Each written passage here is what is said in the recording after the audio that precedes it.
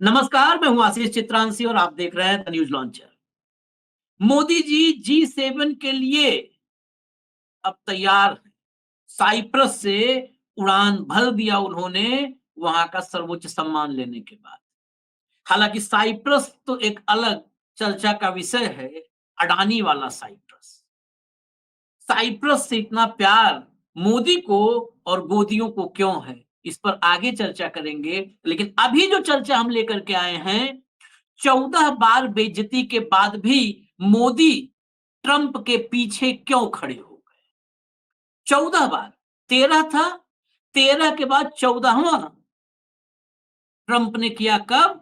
G7 के लिए जब जहाज में बैठा तब। वह व्यक्ति भी कैमरे से उसका प्रेम मोदी से ज्यादा तगड़ा है। दोनों में कंपटीशन है, किसको ज्यादा कैमरा प्यारा है। परमानेंट कैमरा अगल बगल रहता है।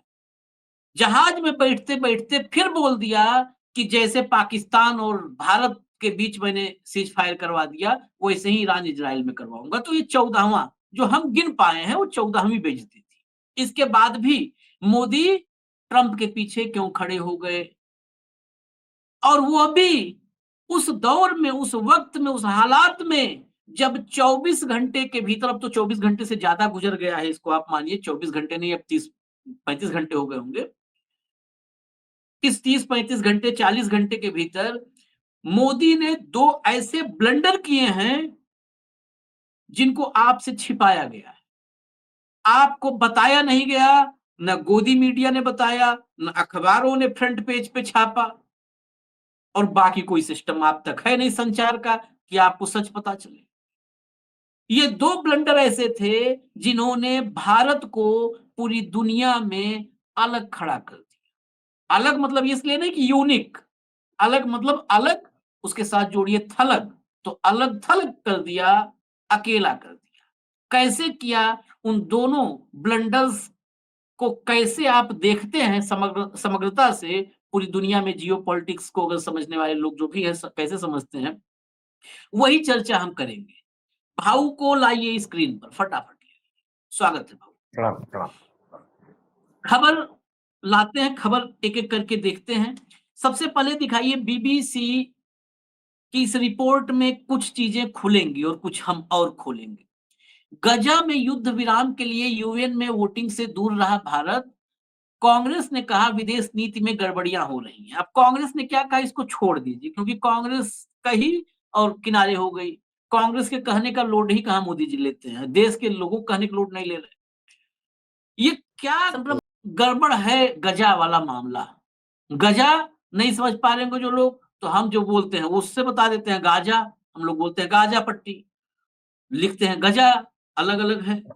तो लाइए जरा खबर के भीतर चलिए, खबर के भीतर चलिए, कंट्रोल रूम फटाफट खबर के भीतर चलिए, सारा वहीं पे छिपा हुआ है।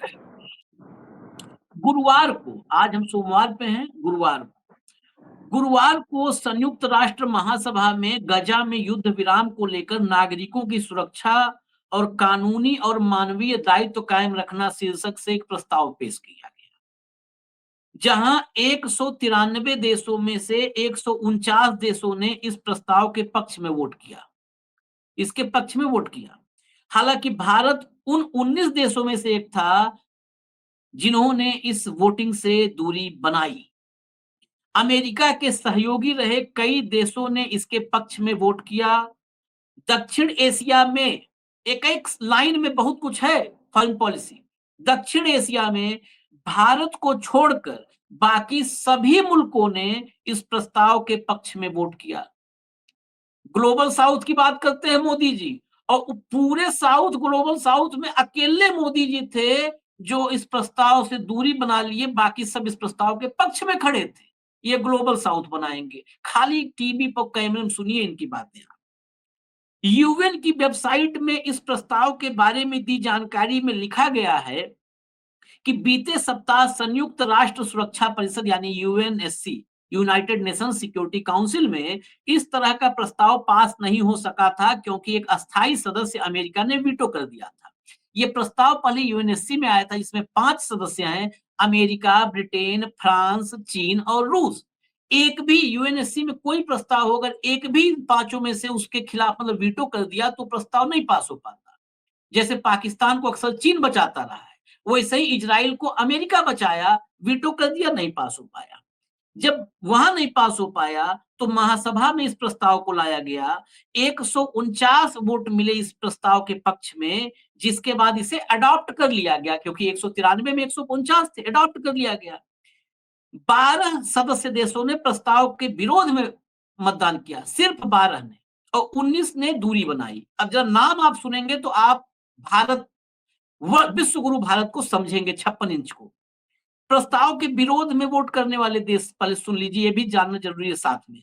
Argentina, Fiji, Hungary, Israel, Micronesia, नाम सुनिएगा, Nauru, Palau, Papua New Guinea, Paraguay, tonga, Tuvalu और अमेरिका।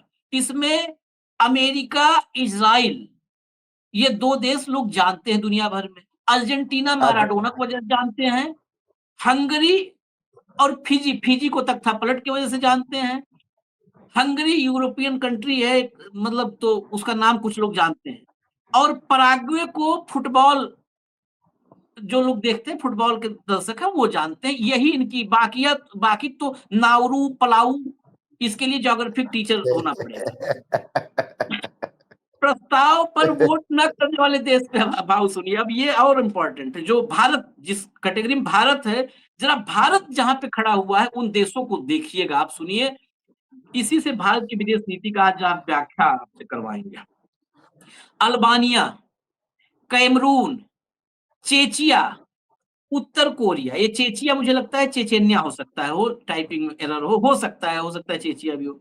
उत्तर Korea, Dominica, Ecuador, Ethiopia, Georgia, India को भी रखिए साइड में, India, Kiribati, Malawi, Marshall Island, उत्तर मैसिडोनिया, पनामा, रोमानिया, स्लोवाकिया, दक्षिणी सूडान, तिमोर लेस्ते, टोगो, ये देश हैं। इनमें उत्तर कोरिया किम जोंग की वजह से जाना जाता है, उसके साथ हम खड़े हैं तो भी सोचने की बात है। इसके अलावा कैमरून फुटबॉल की वजह से, और उसके बाद ये किरीबत्ती, मोमबत्ती, ये सब जानते ही नहीं है। हकीकत तो ये है। अब बताइए, यहां पर हम खड़े हैं। अब इसके साथ मैं अभी अगले पार्ट पे आऊंगा, अगले पार्ट तो और इंपॉर्टेंट है। अभी पहले ब्लंडर पे आ रहे हैं, पहले ब्लंडर पे। अब इसको हटा दीजिए, इसमें कुछ चीजें ऐड ऑन करनी है। जब ये वोटिंग हुई उस वक्त हमारे विदेश मंत्री जयशंकर फ्रांस में थे। फ्रांस में वो संवाद कर रहे थे कि दुनिया में शांति होनी चाहिए, मानवीय मूल्य होने चाहिए, मानवाधिकार होने चाहिए, मानवाधिकारों की रक्षा होनी चाहिए। जितने देश आपने पढ़ा है, इसमें जितने यूरोपियन कंट्रीज हैं, अमेरिका के जो दोस्त माने जाते हैं, Britain, Germany, France, Spain, Italy, Poland, Holland, Netherlands, Norway, Sweden, Denmark, सारे इस प्रस्ताव के पक्ष में थे, सिवाय भारत के। भारत के अलावा नाम सोचिए, उसमें नाम कौन सा ऐसा है जिसको विश्व समुदाय जानता है? क्यों? इसका मतलब ट्रंप के पीछे नहीं खड़े हुए लाइन में इतनी 14 बेइज्जती के बाद, कि ट्रंप के खिलाफ कैसे चले जाए हम उधर। बाकी सारे दोस्त चले गए, लेकिन मोदी नहीं जा पाए। फ्रांस में खड़े थे, वो फ्रांस पक्ष में मतदान कर रहा था और ज्ञान दे रहे जयशंकर खिलाफ खड़े थे। ये पहला ब्लंडर है। पहले इस ब्लंडर पर हम दुनिया में कहां खड़े होंगे, हमारे साथ कौन खड़ा होगा भाऊ, जरा ये बताइए बस। अब हमारे साथ कौन खड़ा होगा इसके बाद? मुझे एक बात बताइए आशीष, जो प्रस्ताव था वो प्रस्ताव क्या था? भारत की विदेश नीति, प्रस्ताव ये था कि नागरिकों की सुरक्षा और कानूनी और मानवीय दायित्व कायम रखना। हाँ, इसको लेके युद्ध विराम। अरे हाँ। हमारे प्रधानमंत्री जी को शर्म आनी चाहिए। आप विश्व में कहते हो ये बुद्ध का देश है, विश्व के पटल पर जाके बुद्ध के आड़ में छिपते हो, महात्मा गांधी का देश बोलते हो, अहिंसा के पुजारी का देश बोलते हो। वो देश यदि मानवीय मूल्यों के खिलाफ या मानवीय मूल्यों के साथ खड़ा नहीं होता तो आपको गौतम बुद्ध और महात्मा गांधी इन दोनों महापुरुषों के नाम आपके मुंह से लेने का अधिकार ही नहीं। G7 सबसे स्ट्रांग बॉडी, अभी कनाडा में जाएंगे वो। G7 में अमेरिका छोड़ के सब ने उसके समर्थन में वोट दिया। हाँ, आप अमेरिका के देखिए, अमेरिका जहां जहां नेतृत्व करता है, अमेरिका अपने खास दोस्त, अमेरिका तो अपना पैतृक प्रदेश मानती है इंग्लैंड को, यूके को। इंग्लैंड ने भी समर्थन में वोट दिया।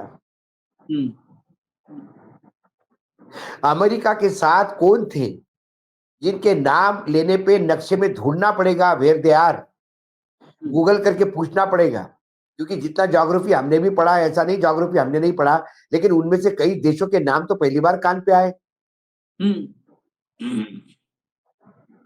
तो कुल मिलाकर ये, अच्छा उसके से ज्यादा शर्मसार बात क्या है, हमारे जो परमानेंट रिप्रेजेंटेटिव है यूनाइटेड नेशंस में, वो प्रस्ताव से भागते हैं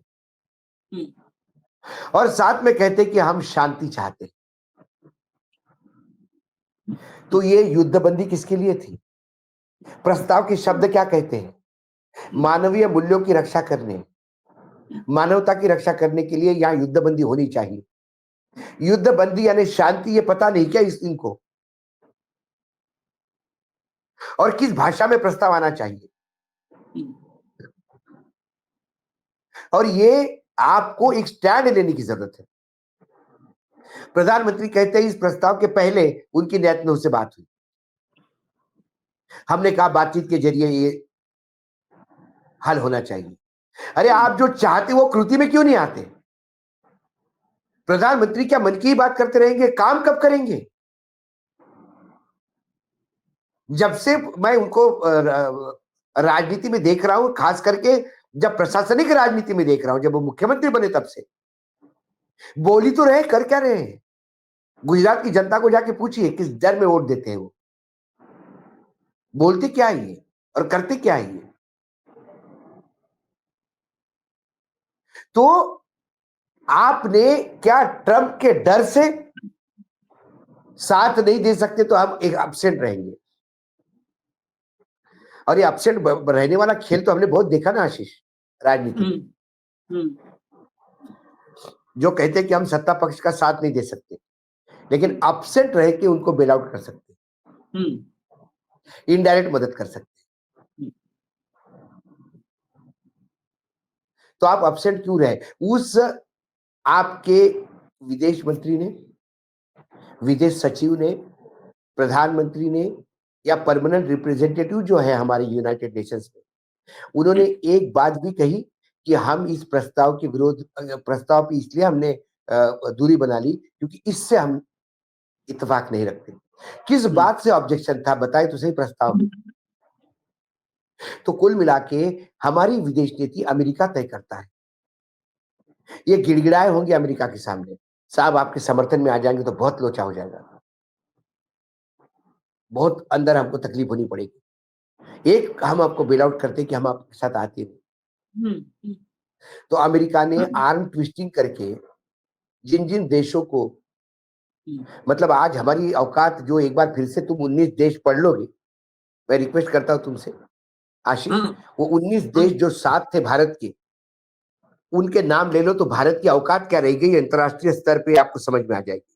वो पढ़ देता हूँ, वही बहुत इंपॉर्टेंट है, वही पढ़ के तो हम ये चल है। अल्बानिया, देखिए, अल्बानिया, कैमरून, चेचिया, उत्तर Korea, Dominica, Ecuador, Ethiopia, Georgia, Kiribati, Malawi, Marshall Islands, उत्तर मैसेडोनिया, पनामा, रोमानिया, स्लोवाकिया, दक्षिण सूडान और तिमोर लेस्ते और टोगो, इन देशों के साथ हम हैं।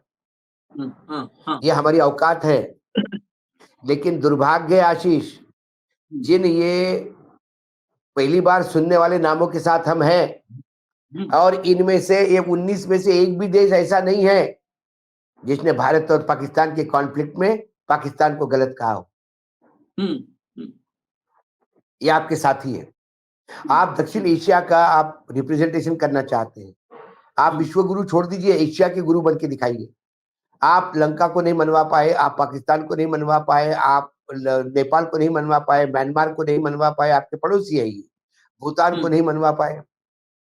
ये देश जो है भारत के पड़ोसी हैं, ये भी आपके साथ नहीं थे। ये आपकी लीडरशिप क्वालिटी, क्योंकि इन सभी देशों को अपनी एक इज्जत है, इन सभी देशों की अपनी एक अस्मिता है।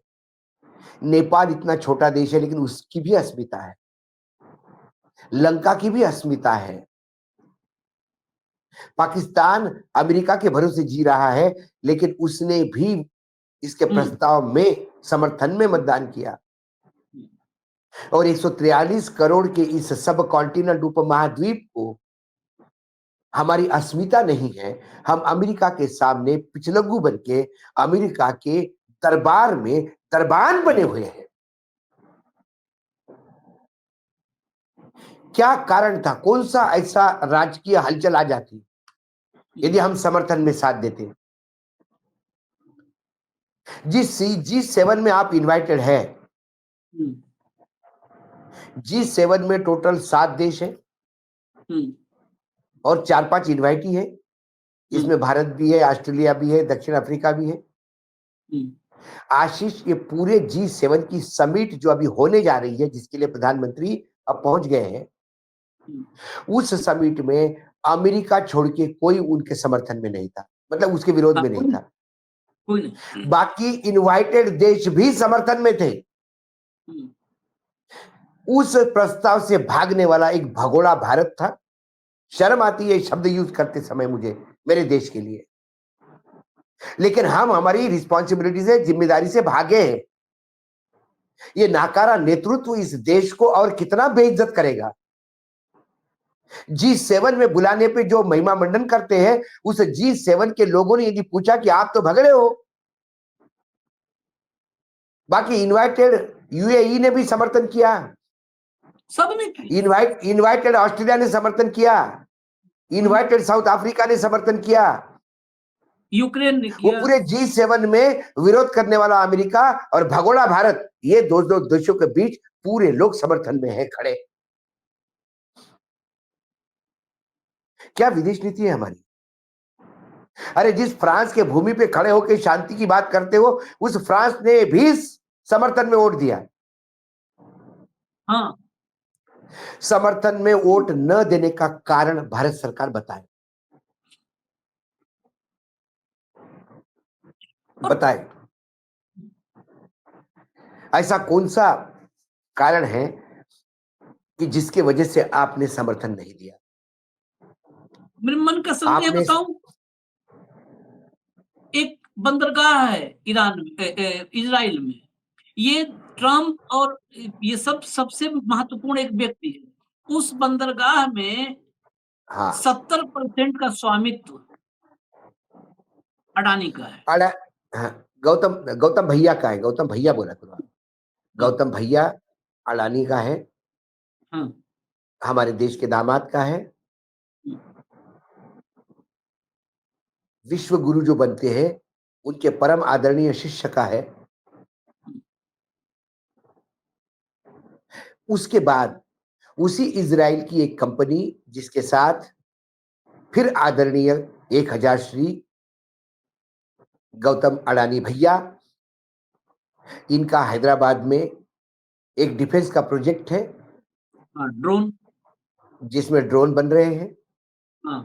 इसी परम आदरणीय 1000 श्री गौतम अडानी भैया के साथ एक चिप का प्रोजेक्ट है, माइक्रो प्रोसेसिंग चिप का, वो लंबित है अभी, उसमें भी इजरायली पार्टनर है।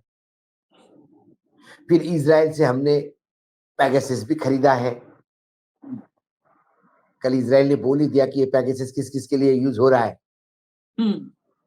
लेकिन ये पैगासस खरीदने वाले सारे 2 देश अकेले भारत ने नहीं खरीदा, कई देशों ने खरीदा, लेकिन उस देशों ने फिर समर्थन में प्रस्ताव में वोट किया। क्या गौतम अडानी अब इस देश की किस्मत लिखने जा रहे हैं? क्या गौतम अडानी इस देश की विदेश नीति तय करेंगे? जहां जहां उनका इंटरेस्ट है वहां वहां देश की अस्मिता पैरों के नीचे रोंदी जाएगी। भारत ने अपने आप को हास्यास्पद स्थिति में लाके रखा है, हास्यास्पद स्थिति में लाके रखा है। ये अभी गाजा का मसला हुआ भाऊ, अभी अभी ये फर्स्ट पार्ट था, हमने कहा 2 ब्लंडर, फर्स्ट पार्ट था। सेकंड पार्ट देखिए, सेकंड पार्ट फिर वही ऑल वेदर फ्रेंड। एक रूस ने उसमें भारत को वो किया था, साथ लाया था। SCO, Shanghai corporation organisation, Shanghai सहयोग संगठन। शंघाई संगठन ने 2 मोर्चे इजराइल ने खोल रखे हैं। गाजा में तो जो चल रहा है नरसंहार वो अलग, उधर ईरान के फ्रंट पे, ईरान पर जो अटैक किया उसको आत्मरक्षा में, संप्रभुता की रक्षा में अमेरिका ने कहा कि उसको है आत्मरक्षा का अधिकार। लेकिन चीन, रसिया सब के सब ईरान के पक्ष में खड़े हो गए कि भाई ईरान पर की संप्रभुता पर यह हमला है, संप्रभुता पर यह हमला।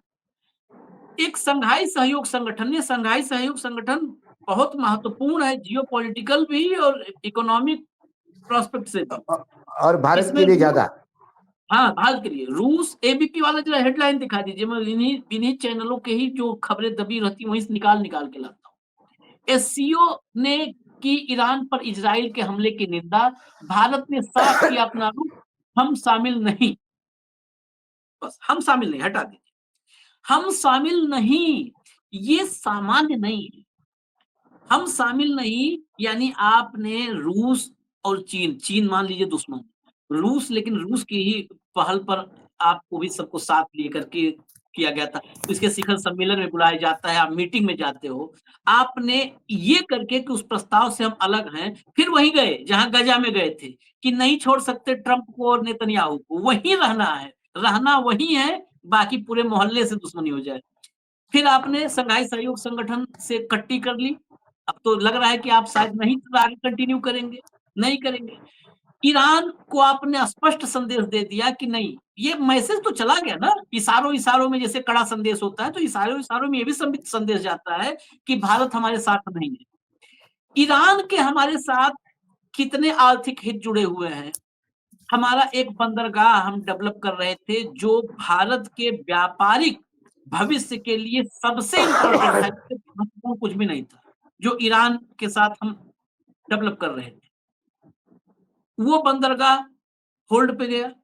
इसके अलावा एक और मैं आपको कुछ तथ्य दिखाता हूँ, फैक्ट पे ही हम लोग चर्चा करेंगे। लाइए जरा स्क्रीन पर, एक होर्मुज स्ट्रेट है, होर्मुज जल डमरू मध्य, जिधर से व्यापारिक जहाज निकलते हैं। ये 33 किलोमीटर इसकी कुल विड्थ जो है, चौड़ाई 33 किलोमीटर है, होर्मुज जल डमरू मध्य। ये पूरी दुनिया में जैसे पनामा वो जो है या ये है आपका मिस्र के ऊपर वाला कनाल है, स्वेज नहर है, वैसे ही होर्मुज स्ट्रेट का बड़ा व्यापारिक महत्व है। अब देखिए इसका महत्व, भारत और चीन जैसे देश जो ऊर्जा के लिए खाड़ी देशों पर निर्भर हैं, भारी संकट में पड़ सकते हैं। भारत का लगभग 60% कच्चा तेल इसी मार्ग से आता है, आपूर्ति बाधित होने से आर्थिक अस्थिरता और महंगाई का खतरा बढ़ेगा। ये मैं क्यों दिखा रहा हूं, क्योंकि ईरान ने अभी कुछ घंटे पहले एक ये भी चेतावनी दी है कि हम होर्मुज स्ट्रेट को बंद कर देंगे। ये फारस की खाड़ी जो उसका इलाका है उसी में आता है होर्मुज स्ट्रेट, तो कह रहा हम बंद कर देंगे। 60% हमारा ऊर्जा आयात इसी होर्मुज स्ट्रेट से। यूरोप पहले से ही रूस यूक्रेन युद्ध के चलते ऊर्जा संकट से जूझ रहा है, अगर होर्मुज बंद हुआ तो वैकल्पिक स्रोतों पर और बोझ पड़ेगा, जिससे ऊर्जा कीमतें और बढ़ेंगी। अमेरिका, ये भारत चीन था, अमेरिका, हालांकि अमेरिका ऊर्जा के मामले में अब आत्मनिर्भर होता जा रहा है, लेकिन उसका नौसैनिक और सामरिक हित इस क्षेत्र में गहराई से जुड़ा है। ईरान की धमकी अमेरिका को सीधी चुनौती जैसी है। ऊपर चलिए, तेल और गैस का बाजार, तेल की कीमतें एक झटके में $100 प्रति बैरल के पार जा सकती हैं। गैस, डीजल और अन्य पेट्रोलियम उत्पादों के दाम भी विश्व भर में बढ़ सकते हैं, जिससे वैश्विक मंदी का खतरा मंडरा सकता है। अगला पॉइंट, इसमें एक और शायद है, अगर नहीं है तो हटा दीजिए। अब 4 पॉइंट हमने पढ़ा, इसलिए मैं चारों दिखाया, खाली भारत चीन दिखा के हम हट सकते थे, लेकिन ये ना हो कि पिक एंड चूज हम लोग नहीं कर सकते। अमेरिका, यूरोप, किसी पर वो असर नहीं है जो भारत पर असर होगा होर्मुज का, क्योंकि हमारा 60% 60% तेल वहां से आता है। वहां पर। अब बताइए ये ब्लंडर। नहीं, लेकिन आशीष उसमें होगा क्या, भारत में यदि तेल महंगा होगा हम्म, या भारत में तेल की पूर्ति कम होगी तो कौन परेशान होगा? जनता परेशान होगी, जनता, हाँ। आम जनता परेशान होगी। तेल की कीमतें बढ़ जाएगी तो किसान से लेके उद्योगों तक सबको मार पड़ेगी। हाँ, और जब उद्योग, किसान तो क्या बेचारा, वो तो जब ज्यादा लॉस हो जाता है तो अपनी जीवन लीला समाप्त कर लेता है। हम्म, उद्योगपति जब ज्यादा जब उनको इनपुट कॉस्ट बढ़ती है, जब उनका लागत ज्यादा बढ़ती है, तो वो कीमतें बढ़ा के अपनी पूर्ति कर लेते हैं। वो अपना लॉस नहीं करता, वो अपना प्रॉफिट में रहता है। 100 रुपए का शर्ट यदि 60 रुपए में शर्ट बनता है तो 100 रुपए में बेचता है, 40 रुपए कमाता है। यदि शर्ट की कीमत 100 रुपए हो गई लागत, तो 140 में बेच के फिर अपना 40 रुपए कमाता है। मरेगा भारतीय उपभोक्ता। अब भारतीय उपभोक्ता मरेगा, इसकी किसको चिंता है? हम्म, जो आदमी ये कहता है कि 700 किसान मरे तो मेरे लिए मरे क्या? हम्म, जिनको पुलवामा में जो पैरामिलिट्री फोर्सेस के लोग मर गए, लेकिन उन्होंने, जिनके लिए हवाई जहाज मुहैया नहीं करवाया, जबकि वो हम्म, आराम से हो सकता था। हम्म, पहलगाम में आराम से सुरक्षा दी जा सकती थी। इनपुट होने हाँ, के बाद भी पहलगाम में 30-35 लोगों को मरने दिया। इस देश में किसानों को झूठी आशाएं देकर लगातार उनको मरने के लिए छोड़ा जाता है। हम्म, इस देश की जनसंख्या इतनी है कि लोग मरते रहे। हेलीकॉप्टर क्रैश होता है, मर गए लोग, तो बीजेपी का बड़ा नेता कहता है कि भैया आप चॉपर हो तो एक्सीडेंट तो होगा, उसमें हमारी क्या गलती है? वो तो हम्म, मरेंगे लोग। हम्म, हादसे में लोग मरते हैं तो कुंभ मेले में लोग कहते हैं कि अरे ये तो मोक्ष मिल गया इनको, हम्म, उत्सव मनाओ। क्या मूर्खता करते हो? बाढ़ में पुल क्रॉस करने जाते लोग तो पुल बह जाते हैं, लोग मर जाते हैं। हमारे यहाँ की पॉपुलेशन में और हमारे यहाँ की अंधभक्ति ने इतना लोगों को दिमाग के जितनी भी खिड़कियां बंद करके रखी है कि लोग मरे जा रहे हैं। लेकिन सरकार के कुकर्मों का सवाल नहीं पूछते। हम्म, कुछ डर के मारे नहीं पूछते, कुछ इसलिए है कि उनको लगता है कि हमारी नियति हो गई, अब मरना ही है। क्योंकि लोगों का विपक्ष पे भी विश्वास उड़ गया है, क्योंकि लोग लगातार देखते हैं कि इस बार तो बैसाखी पे सरकार लाए थे लोग। ऐसा नहीं हाँ, भारत देश ने, भारत की जनता ने न्याय नहीं किया। लेकिन फिर नीतीश बाबू और अपने चंद्रबाबू। चंद्रा बाबू, इन दोनों बाबुओं को देश का नहीं अपना स्वार्थ पड़ा था, तो सरकार बचा ले गए। तो देश में एक तरह से डिप्रेशन का माहौल। और एक अडानी बचे अमेरिका में, एक अडानी का, गौतम अडानी का हित बना रहे, एक अडानी फल फूलता रहे, हम्म, इसके लिए बाकी सभी का बलि दिया जा रहा है। और 140 करोड़ लोग, आप जो कह रहे हैं, ईरान ने यदि कल ये कह दिया कि भाई भारत ने हमारा साथ नहीं दिया, हम भारत को क्यों बार बार साथ दें, हम्म, और ईरान ने हमको टाइट कर दिया, तो हमको अमेरिका से तेल लेना पड़ेगा और अमेरिका हमारा तेल निकालेगा तेल देने में। रशिया से पहले ही हमने रशिया से पहले ही टैंकर नहीं मिलने की वजह से हमने रशिया से वैसे ही सौदा हमने बंद कर दिया, जो हमको सस्ते में तेल दे रहा था। कुल मिलाकर एक आदमी है जिसके लिए, जिसका इसराइल से संबंध है, जिसका अमेरिका में जो फंसा हुआ है, इसलिए अमेरिका बंदर जैसा नचा रहा है भारत को। और ये जब जो खबर में ये पढ़ा मैंने कि प्रधानमंत्री जी ने नेतन्याहू से बात की हम्म, इस प्रस्ताव के दूर रहने के पहले, तो जब आपने जिस बात की बात की कि भाई वो शांति चाहते हो, तो प्रस्ताव तो शांति का ही था, युद्धबंदी का था। उसमें आपने सीज फायर के प्रस्ताव पे समर्थन क्यों नहीं किया?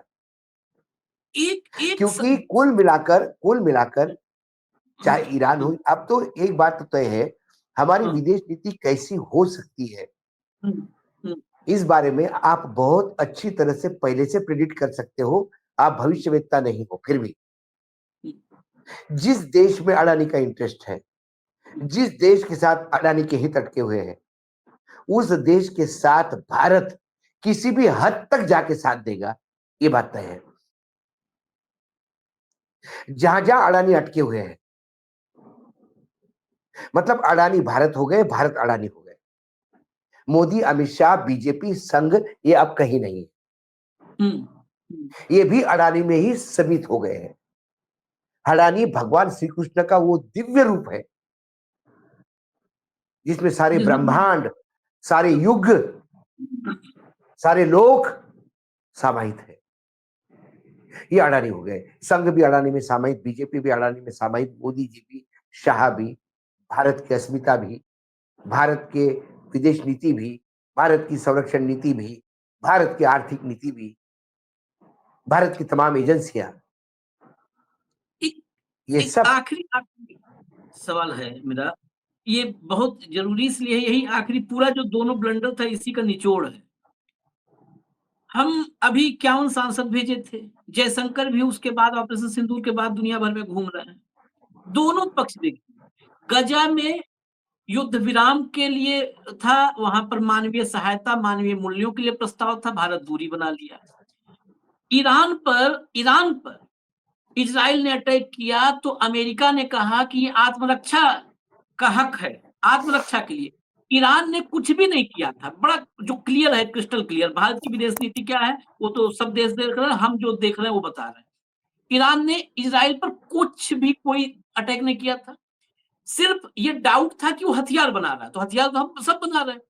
उसको अमेरिका ने कहा कि आत्मरक्षा का हक है इजराइल का, हमारा आत्मरक्षा का हक नहीं था। हम पर हमारे देश में तो घुस करके नरसंहार किया था ना, नरसंहार तब किया कहे था, कि हाँ। हमने ट्रेन की धमकी देकर के सीज फायर करवा दिया। हमारे आत्मरक्षा, ये मैं देश के दर्शकों के लिए सवाल कर रहा हूं, इसको गौर से सुनिएगा। हम पर हमला हुआ, हमारे नागरिकों का संहार किया जब पाकिस्तान प्रायोजित आतंकवाद ने, तो हमको रोका अमेरिका ने, हमको रोक दिया सीज फायर। वही कह रहा है 14 बार, मोदी जी जवाब नहीं दे पाए हैं, हमको रोक दिया। ईरान ने कुछ नहीं किया था इजराइल पर कोई अटैक, इजराइल ने उस पर अटैक किया तो उसको कहा सुरक्षा का अधिकार है और लगातार चल रहा है। गजा में मानवीय मूल्यों की बात आई तो भारत ने अपनी दूरी बना ली। ईरान पर प्रस्ताव आया तो भारत उससे बाहर हो गया। भारत अब अगर दुनिया में कहीं जाएगा पाकिस्तान के खिलाफ ही समर्थन मांगने, ऑपरेशन सिंदूर में पूरी दुनिया में एक भी देश नहीं था जो पाकिस्तान के खिलाफ, आतंकवाद के खिलाफ थे, पाकिस्तान के खिलाफ कोई नहीं खड़ा हुआ भारत के साथ। क्या मुंह लेके जाएगा भाव, कैसे आदमी पूछ लेगा ना, आदमी पूछ लेगा, कहेगा कि भैया गजा में तो तुम मानवीय मूल्यों की बात नहीं करते हो और कहते हो हमारे लिए हेल्प कीजिए, हमारे यहाँ मानवीय मूल्यों पर कुठाराघात कर रहे हो, इंसानियत हमारे यहाँ कुचल रहा है, पाकिस्तान आतंक फैला रहा है। तो गजा के पर तो आपने बोला नहीं, जहां पर बच्चे मारे जा रहे हैं छोटे छोटे। आशीष, जवाब कौन देगा? सवाल है, ट्रंप को सवाल पूछेगा कौन?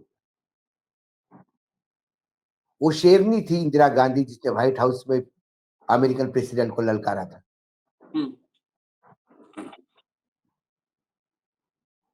अटल बिहारी वाजपेयी है, अमेरिका ने सैंक्शन लगाने के बाद भी पोखरान किया था,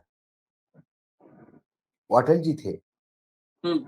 जिन नेताओं की अपनी रीढ़ की हड्डी थी, उन्होंने देश की अस्मिता के लिए अमेरिका जैसे बलाढ्य राष्ट्र को भी अपने सामने ललकारा है।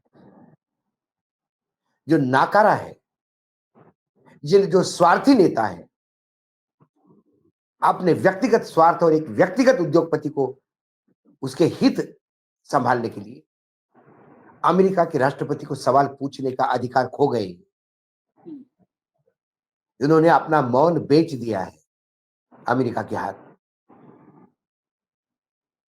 ये देश को मन की बात सुनाते हैं, वहां ट्रंप इनको मन की बात सुनाता है और ये सुन के आते हैं और सामने बिठा के सुनाता है। इनकी हिम्मत नहीं कि ये ट्रंप को ललकारे, और ललकारने की हिम्मत हो तो G7 में ये बोले। प्रधानमंत्री को थोड़ी भी इस देश के प्रति आस्था होगी, इस देश के प्रति प्रेम होगा, तो G7 के प्लेटफॉर्म से बोले कि भारत और पाकिस्तान के बीच में जो शस्त्र संधि हुई वो हम दोनों देशों ने तय कर ली। यदि तीसरा कोई बलाढ्य आके हमारे बीच में क्रेडिट लेने का सवाल उठाता है तो वो झूठ बोल रहा है। मैं आज इस प्लेटफॉर्म से बोल रहा हूं, और सनद रहे, भारत पाकिस्तान के मामले में हम तीसरे देश को बोलने नहीं देंगे, चाहे अमेरिका हो। ट्रंप साहब, आप झूठ बोलना बंद करें। जैसा फ्रांस के राष्ट्रपति ने कहा था चलती प्रेस कॉन्फ्रेंस में, आप झूठ मत बोलिए, मत झूठ मत बोलिए, झूठ बोल रहे हैं आप। लेकिन लेकिन जो फिर आदमी जो लेकिन 143 करोड़ लोगों फिर के बीच में फिर खड़ा होकर नहीं एक बोल एक पाया, वो भाग एक एक क्या हजार एक हजार श्री आदरणीय गौतम भैया का क्या होगा? अमेरिका के ललकारने पे गौतम भैया का क्या होगा? तो फिर ईरान गौतम से, भैया हाँ, अमेरिका की जेल में चक्की पीसी। बड़ी मुश्किल है, लेकिन इस बहुत मुश्किल में मोदी, हाँ, नहीं, बुरा मोदी जी लगता है का आशीष, देश किसी देश देश की विदेश नीति शैने शैने बनती है। जवाहरलाल नेहरू से भी गलतियां हो गई होगी, शास्त्री जी से भी गलतियां हो गई हाँ, होगी, हाँ, सभी से गलती, इंदिरा जी से भी गलती हो गई होगी, राजीव से भी गलती हो गई होगी, राजीव गांधी जी से गलतियां, मोरारजी देसाई जी से भी हो गई होगी, अटल जी से भी। लेकिन गलतियों को सुधारते सुधारते देश विदेश नीति का एक ढर्रा बनता है, और उसी उसकी फ्रेम में थोड़ा 19-20 होके देश चलता है। इन्होंने आते से ही, जैसा वो स्टेडियम का नाम बदल दिया अहमदाबाद के, सरदार वल्लभ भाई पटेल की जगह पे मोदी का स्टेडियम हो गया वो क्रिकेट का, वैसा ही उन्होंने जैसा नीति आयोग कर दिया, प्लानिंग कमीशन बदल के योजना आयोग को नीति आयोग बना दिया। उनको लगा कि गांव के नाम बदलते हैं, शहरों के नाम बदलते हैं, रास्तों के नाम बदलते हैं, तो ये विदेश नीति भी मुझे पूरी बदलनी हो, क्योंकि ये विदेश नीति मोदी के नाम से जानी जाएगी। लेकिन दुर्भाग्य है, ये विदेश नीति अब गौतम अडानी के नाम से जानी जाती है, मोदी के नाम से नहीं। क्या है ये ब्लंडर्स। अब तो G7 आप देखते हैं, इंतजार करिए, ज्यादा वक्त नहीं बचा है, अब तो शुरू हुई है कहानी। कनाडा की कहानी देखिए। ये जो ब्लंडर्स है, ये ब्लंडर तमाम भक्त नहीं समझ पाएंगे, कहेंगे कि भाजपा राष्ट्रवादी है। उन्हें नहीं पता है कि इसी राष्ट्रवादी पार्टी का जो शिखर पुरुष था, अटल बिहारी वाजपेयी ने खुले भाषण में कहा था फिलिस्तीन के लिए कि फिलिस्तीन की एक एक इंच जमीन इजराइल को छोड़नी पड़ेगी, एक एक इंच जमीन देनी पड़ेगी। जिस गजा के मानवीय सहायता के और युद्ध विराम के प्रस्ताव से भारत ने अपनी दूरी बना ली, मोदी जी के जो है वैचारिक प्रणेता, उसकी एक एक इंच भूमि की के लिए संप्रभुता क्या बात कर रहे हैं आशीष जी आप? क्या बात कर रहे हैं आप? क्या हो गया आपको? आज भाजपा वाले पूछते कि अटल जी कौन? हाँ, ये बात सही है। कोई अटल कौन अटल? कौन अटल जी भाई? आज तो सिर्फ एक ही नाम मालूम है, मोदी जी। और अटल जी का तो कोई रोल ही नहीं। 2014 के बाद आजादी मिली तो अटल जी का रोल कहाँ है? हाँ, अटल जी तो थे ही नहीं। तो जो जिस अटल जी को भी आप याद कर रहे हो, ये यादों में हम लोगों के हैं। इन लोगों के यादों में अटल जी भी होते तो थोड़ी शर्म आती। इनकी सुबह गौतम अडानी से होती है और शाम गौतम अडानी से होती है। क्या कहें आपको? कुछ नहीं, इसीलिए मैंने कहा कि इस देश की कोई भी नीति, इस देश का बजट, इस देश के कानून, कोई भी जब आता है तो सबसे पहले 1000 श्री आदरणीय गौतम भैया को देखा करो। उनको सूट होता है तो समझ लो, फिर देश को सूट करेगा। बस देश को सूट करेगा, तब देश को सूट करेगा। खैर, हमारा काम है अवेयर करना, बताना कि हम दुनिया में कहाँ कितनी तेजी से आगे बढ़ रहे हैं, वो बताना। वो हम बताएंगे, तथ्य लेके आएंगे, तथ्यों के साथ बताएंगे, लफाजी नहीं करेंगे, न मन की बात करेंगे। हम काम की बात करेंगे, आपके काम की बात, देश के काम की बात, और तथ्यों के साथ। हमें इजाजत दीजिए, फिर आएंगे भाव के साथ। विशेष कार्यक्रम होगा तो वो लेके आएंगे, नहीं तो फिर अगला मिड डे मुद्दा दीजिए इजाजत। धन्यवाद भाव, बहुत बहुत धन्यवाद। नमस्कार। नमस्कार।